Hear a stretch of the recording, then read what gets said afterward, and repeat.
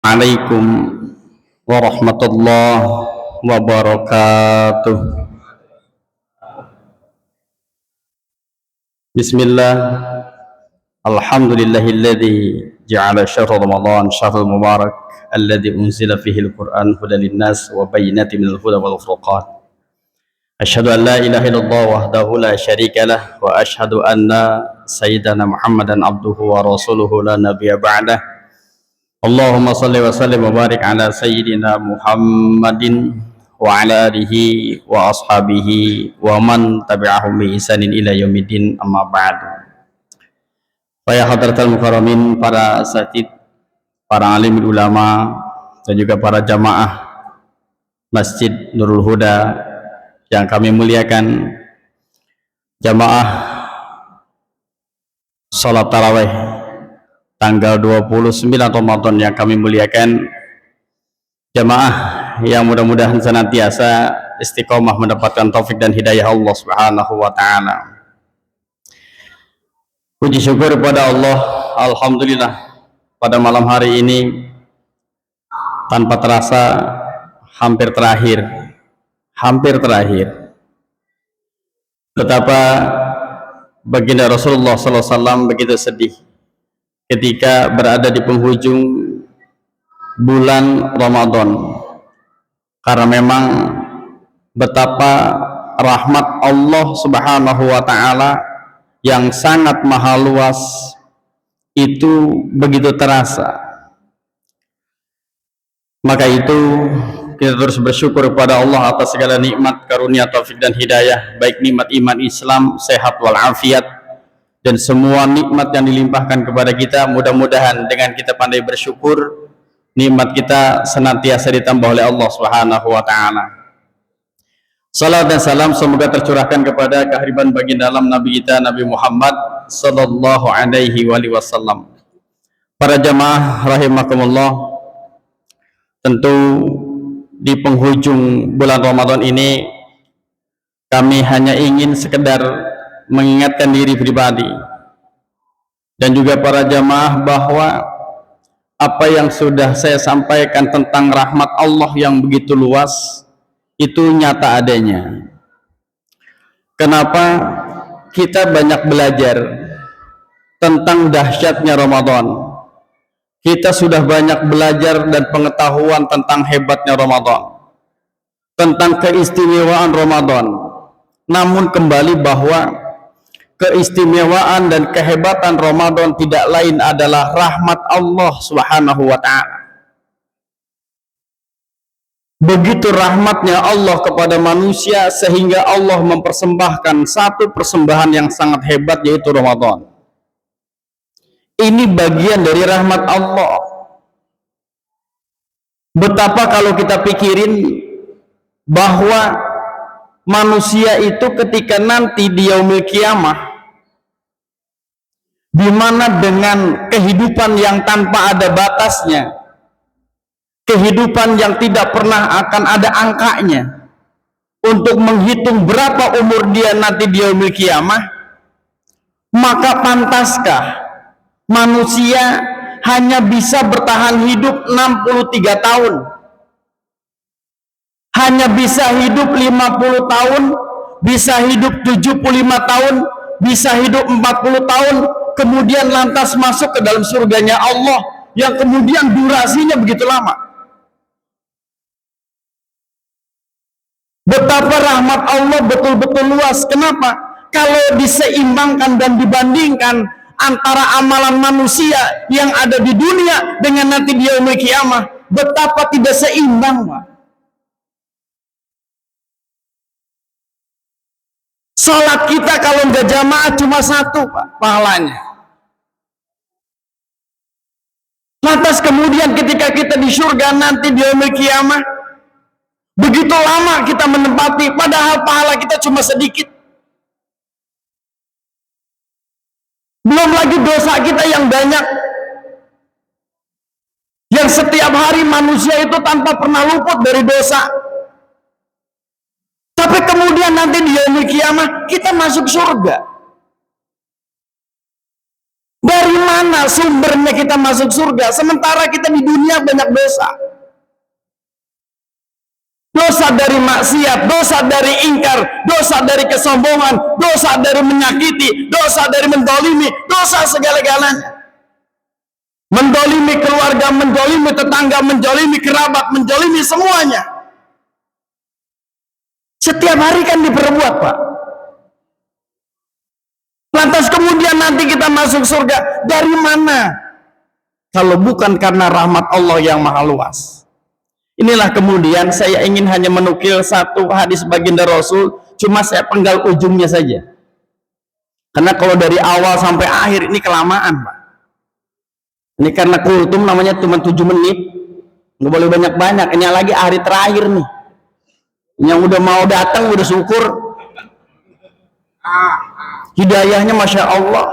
Lah kalau misalnya ceramah sampai 2 jam 3 jam bubar sebelum sholat, maka saya potong saja. Apa itu? Inna rahmati taglibu ghadabi. Sesungguhnya rahmatku, kata Allah, itu akan mengalahkan kemurkaanku. Ini yang kemudian kita percaya diri, kita merasa gembira, kita merasa bahagia betapa rahmat Allah akan mengalahkan kemurkaannya. Artinya apa? Sebesar dosa apapun kita, Allah ngampunin, Pak.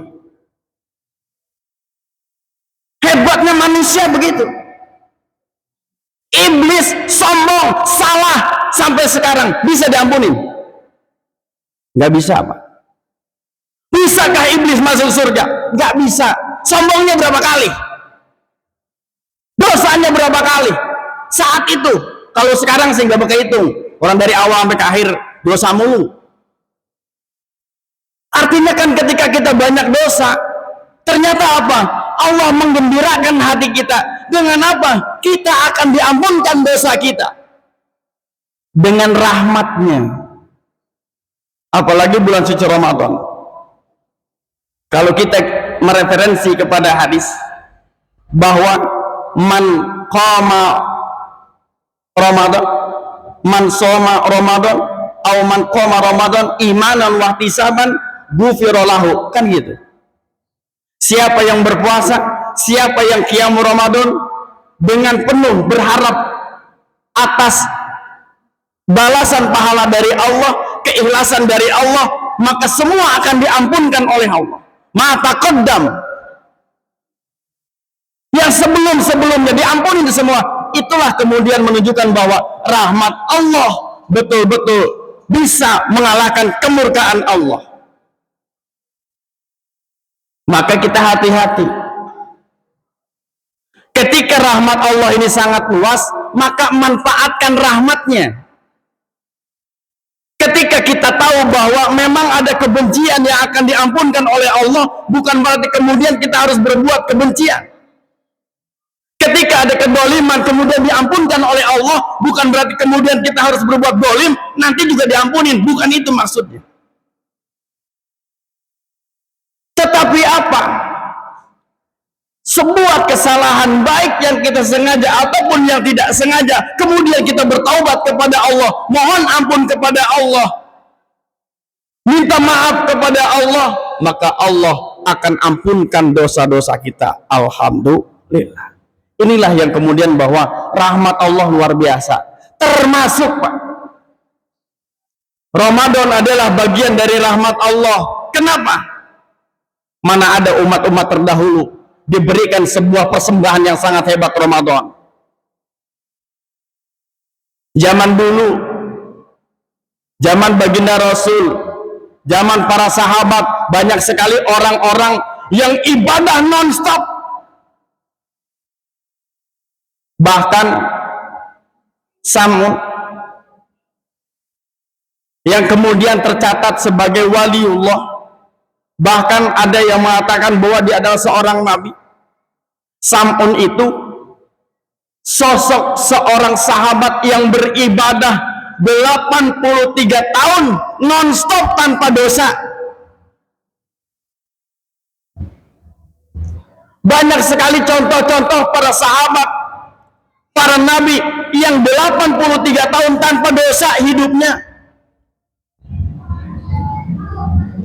Lalu mampukah kita hidup di zaman terakhir ini 83 tahun tanpa dosa?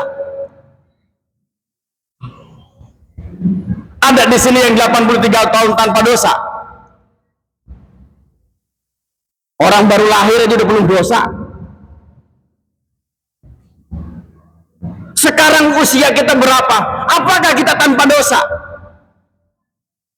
Bagaimana kemudian kita masuk ke dalam rahmat Allah? Maka Allah ngasih solusi. Apa itu? Ramadan.